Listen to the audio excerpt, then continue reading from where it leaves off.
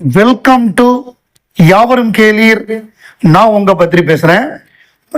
Communist தலைவர் நல்லக்கண்ணு அவர்கள் காலமானார் அப்படிங்கிற ஒரு செய்தி எல்லோருக்குமே வருத்தத்தை ஏற்படுத்தக்கூடிய செய்தி. ஏன்னா சுதந்திர போராட்ட காலத்துல 18 ஆண்டுகள் சிறையில் இருந்தவர். நெல்சன் மண்டேலா 27 வருடம் சிறையில் இருந்தார் அப்படின்னு நம்ம கேள்விப்பட்டிருப்போம். அதே மாதிரி நல்லக்கண்ணு அவர்கள் 18 ஆண்டுகள் சிறையில் இருந்தவர்.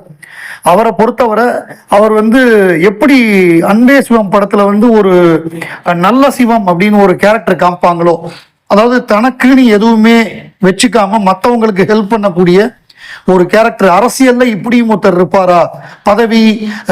பதவியை எதிர்பார்ப்பாங்க, மற்றபடி பெரிய அளவு அதிகாரத்தை எதிர்பார்ப்பாங்க. அந்த மாதிரி எதுவுமே எதிர்பார்க்காமல் மக்கள் போராட்டங்கள், அந்த மணல் போராட்டத்துக்கு அவருடைய பங்களிப்பு அது தாமிரபரணி இன்னைக்கு இருக்குன்னா அவர் மிக முக்கியமான காரணம். நீதிபதியே தீர்ப்புல எழுதியிருக்கார் அப்படின்னு சொல்லி கம்யூனிஸ்ட் மகேந்திரன் அவர்கள் ஒரு ஸ்பீச்சில் சொன்னார். ஸோ அப்படி இருக்கக்கூடிய நல்லக்கண் அவர்கள் 101 வயதுல உடல்நலக் குறைவினால் காலமானார். அவருக்கு ஆழ்ந்த இரங்கல்கள். அது குறித்து மக்கள் நீதி மய்யம் தலைவர் நம்மவர் கமலஹாசன் அவர்கள் இரங்கல் செய்தி தெரிவிச்சிருக்காரு. தனக்கென்று ஒரு வாழ்க்கை என்ற சிந்தையே இல்லாதவர், பொதுநலத்துக்கென்று சகலத்தையும் அர்ப்பணித்து வாழ்ந்தவர். இந்திய கம்யூனிஸ்ட் கட்சியின் மூத்த தலைவர் தோழர் நல்லக்கண்ணு ஐயா நம்மிடமிருந்து விடைபெற்றுக் கொண்டார். ஏழை எளிய மக்கள், தொழிலாளர்கள், விவசாயிகள் ஆகியோரின் நலன்களுக்காக 80 ஆண்டு காலம் அயர்வே இல்லாமல் களத்தில் நின்றவர். நேர்மைக்கும் தூய்மைக்கும் எளிமைக்கும் அரசியல் நாகரிகத்துக்கும் ஒரு கலங்கரை விளக்கமாக திகழ்ந்தவர். தகைசால் தமிழரை செவ்வணக்கம், உமது புகழ் நிலைக்கட்டும், உமது பணிகள் எம்மில் தொடரட்டும் அப்படின்னு சொல்லியிருக்காரு. ஒரு முக்கியமான விஷயம் என்னன்னா, கம்யூனிஸ்ட் கட்சியில ஓய்வு பெறும் பொழுது அவருக்கு எப்படின்னா 1 கோடி ரூபாய் கொடுத்தாங்க. அந்த மாதிரி அவங்க மாசம் ஒருத்தர் 10,000 ரூபாய் சம்பளம் வாங்குறாருன்னா அந்த 10,000 ரூபாய் கட்சிக்கு கொடுத்துடணும். அவங்க பிரிச்சு கொடுப்பாங்க. அவங்க 1000 500 அந்த மாதிரி பிரிச்சு கொடுப்பாங்க. அப்படி அவர் ஓய்வு பெறும் பொழுது 1 கோடி ரூபாய் கொடுத்தாங்க. அவர் அந்த 1 கோடி ரூபாயும் திருப்பி கட்சிக்கே கொடுத்துட்டாரு.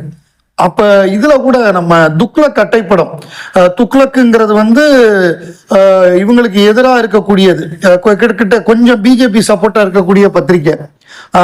பட் அப்ப சோ இருந்தாரு. சோ என்ன நல்ல கண்ணு, அந்த நல்லங்கிறத அஃபாஸ்டபில போட்டு நல்ல கண்ணுன்னு போட்டு ஃபுல் பேஜ் ஃப்ரண்ட் பேஜ் அட்டைப்படம் போட்டாரு. அந்த மாதிரி எதிரிகளும் அவரை பாராட்டக்கூடிய, யாருமே அவரை ஒரு விரல் நீட்டி குறை சொல்ல முடியாத அளவுக்கு பொது வாழ்க்கைக்கு சொந்தக்காரராக இருந்தவர் நல்லக்கண்ணு.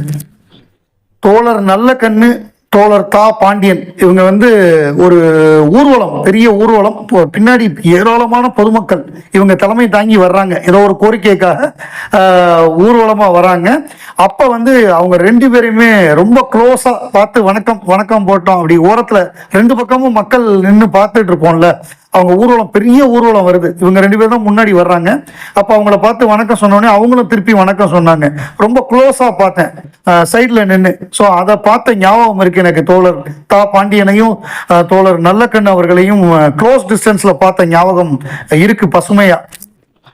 இப்ப எங்க பார்த்தாலும் டாக் ஆஃப் த டவுன் அப்படின்னா KHRK ரீயூனியன் தான். அந்த ரீயூனியன் வீடியோ மிகப்பெரிய வரவேற்பு, 60 மில்லியன் வியூஸ் எல்லாம் தாண்டி போயிடுச்சு குமுலேட்டிவா. அதோடைய BTS வெளியிட்டு இருக்காங்க. அதாவது பிஹைண்ட் த சீன்ஸ் வீடியோ, அது எப்படி ஷூட் பண்ணோம், அப்ப என்ன நடந்தது அப்படிங்கிறத வெளியிட்டு இருக்காங்க. அதை பார்க்கும் பொழுதே அவ்வளவு சூப்பரா இருக்கு.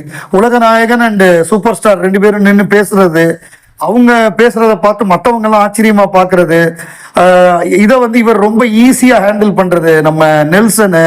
அதுக்கு காரணம் என்னன்னா, நெல்சனை பொறுத்தவரைய ரஜினிகாந்த் அவர்களை வச்சு ஜெயிலர் படம், ஜெயிலர், இப்ப ஜெயிலர் 2, ஸோ இந்த அனுபவம் அவருக்கு இருக்கு. உலகநாயகன் கமலஹாசனை பொறுத்தவரைய அவர் பிக் பாஸ் உடைய முதல் 2 சீசன், ஸோ அந்த 2 சீசனை டைரக்ட் பண்ணதே நெல்சன் தான். அந்த என்னென்னலாம் இருக்கணும், கமல் சார் என்ன பண்ணணும் அப்படிங்கிற பிரீஃப் கொடுத்துருவார் இவர். அந்த புத்தக பரிந்துரை அப்படின்னா, புத்தக பரிந்துரை கமல் சாரோட ஐடியா.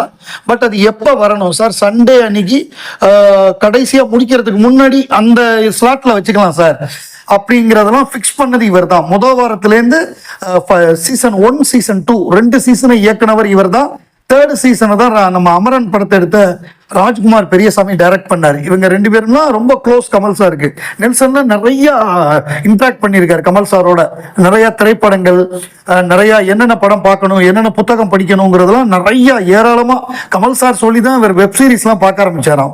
பிரேக்கிங் பேடு அதெல்லாம் அவர் சொல்லியிருக்காரு பேட்டியில. கமல் சாரோட அவ்வளவு க்ளோஸா முதல்ல நான் பயந்தோம் கமல் சார்ட்ட என்ன பேசுறதுன்னு, ஆனா அவர் பயங்கர ஜாலியா ரொம்ப க்ளோஸா பழக ஆரம்பிச்சிட்டாரு அப்படின்னு சொல்லியிருந்தாரு.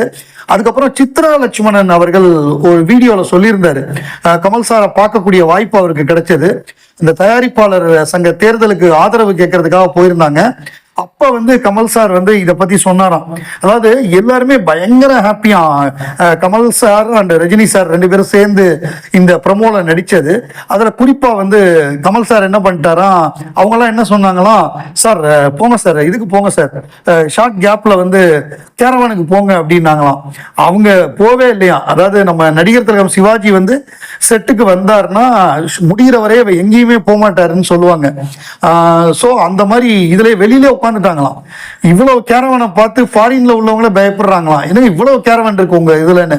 இந்த கேரவன் கலாச்சாரமே நமக்கு வந்து ட்ரெஸ் மாத்துறதுக்கு தான் தேவைப்படுது, மற்ற நேரத்தில் நம்ம இங்கேயே இருக்கலாம் அப்படின்னு அவர் சொன்னதாகவும், எல்லாருமே பயங்கர ஹாப்பியா இவங்க 2 பேரும் சேர்ந்து நடிச்சது, அங்க இருக்கிறதெல்லாம் பார்த்து அவ்வளவு உற்சாகப்பட்டாங்க. அதை தவிர பேசின ஒரு கொஞ்ச நேரம் 10-15 நிமிஷம் பேசியிருப்பாங்க. அதுல 7 நிமிஷம் தாய் கிழவியை பத்தி பேசினாராம். ராதிகா கேரக்டர் அவங்க நடிச்சதை பத்தி பாராட்டி இருக்காரு சித்ரா லட்சுமணன்ட்ட. ஸோ இப்போ வந்து கம்ப்ளீட்டா இந்த படம் 27 ரிலீஸ் ஆக போகுது. அதற்குரிய எதிர்பார்ப்புகள் இப்போ அதிகமா இருக்கு. உலகநாயகன் கமல்ஹாசன் ரசிகர்களுக்கு மகிழ்ச்சியான விஷயம் என்னன்னா, ஆஃப்டர் அ கேப் உலகநாயகன் கமல்ஹாசன் அவர்கள் ஷூட்டிங் ஸ்டார்ட் பண்ணிட்டாரு. அடுத்த 5 வருடங்கள்ல நிச்சயமாக பாக்ஸ் ஆஃபீஸ் வந்து அவர் தான் ரூல் பண்ணுவார். என்ன காரணம்னா, நம்ம சொன்ன மாதிரியே பிப்ரவரி மாதம் நம்ம ஷூட்டிங் ஆரம்பிக்கும் அப்படின்னு சொன்ன மாதிரியே அந்த டைரக்டர் சொல்லியிருந்தாரு, கரெக்டாக பிப்ரவரியில் ஆரம்பிச்சிருவோன்னு சொன்னபடி கரெக்டாக பிப்ரவரியில் ஆரம்பிச்சிட்டாரு. கல்கி 2898 AD படத்துடைய ஷூட்டிங் ஆரம்பிச்சாச்சு. அவர் தாடி ஈடி எல்லாத்தையும் கிளீனாக ஷேவ் பண்ணிட்டு ப்ராஸ்தட்டிக் மேக்கப் அப்போ தான் போட முடியும், தாடியோட போட முடியாது. ஸோ ப்ராஸ்தட்டிக் மேக்கப் போடுறதுக்காக மற்ற எல்லா வேலையும் முடிச்சிட்டாரு. அவர் வந்து நம்ம KH RK ரீயூனியன் அந்த ப்ரொமோலாம் எடுக்கணுங்கிறதுக்காக அவர் வந்து நேச்சுரல், அவர் என்ன லுக்ல இருக்காரோ அதுல தான் வந்தாரு. எந்த விதமான ஒரு டை கூட அடிக்கல. ஸோ அதே மாதிரி வந்து அதை பண்ணிட்டு போயிட்டாரு. அது முடிச்சதுக்கு அப்புறம் தான் அவர் ஷேவ் பண்ணியிருக்காரு, கிளீன் ஷேவ் பண்ணி இப்போ வந்து அந்த ஷூட்டிங் ஆரம்பம். மிக முக்கியமான ரோல் அதில் வந்து நம்ம சுப்ரீம் யஷ்கின் அந்த ரோல். அந்த படம் வந்து அடுத்த ஆண்டுகளில் ரிலீஸ் ஆகும். அநேகமாக 2027 எண்டில் ரிலீஸ் ஆகலாம் அப்படின்னு நினைக்கிறேன். ஸோ 2027 இல்லை 2028 ஜனவரி பொங்கலுக்கு ரிலீஸ் ஆகலாம் அந்த படம். அடுத்து வந்து KH 237 பத்தி தான் எல்லாரும் கேட்குறாங்க, என்னாச்சு அன்பறிவு படம் என்னாச்சுன்னு. அந்த படம் ஏப்ரல் மாதம் படப்பிடிப்பு ஆரம்பிக்குது.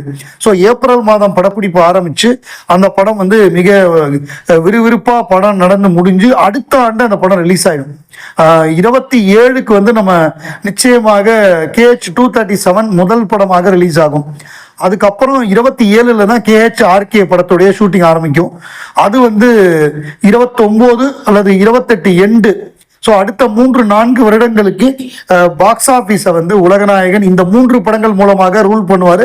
இதுக்கப்புறமா வரப்போகிற படங்கள் அது என்னங்கிறது பிற்பாடு அது வந்து அறிவிக்கப்படும். இப்போதைக்கு இந்த 3 படம், கல்கி 2898 AD, அடுத்து KH 237 நண்பறிவு படம், அப்புறம் நெல்சன் டைரக்ட் பண்ணக்கூடிய கமல்ஹாசன் ரஜினிகாந்த் சேர்ந்து நடிக்கக்கூடிய படம். முக்கியமா வந்து இந்த கமல்ஹாசன் ரஜினிகாந்த் சேர்ந்து நடிக்கக்கூடிய படம் வந்து முழுக்க பயங்கர ஜாலியா காமெடியோட ஃபன்னா வந்து இருக்கக்கூடிய படம். அதில் வந்து ஃபேமிலியோட எல்லாரும் என்ஜாய் பண்ணக்கூடிய படமாக இருக்கும். ஆக்ஷன் இருக்கும், பட் ரொம்ப ரத்தமாலாம் இல்லாமல் ரொம்ப ஜாலியான படமாக இருக்கும்னு சொல்லி அனிருத் சொல்லியிருக்காரு. ஏன்னா ஃபுல்லாக ஃபன் ரைடாக இருக்கும், கலக்க போகிறாங்க அப்படிங்கிற மாதிரி சொல்லியிருக்காரு.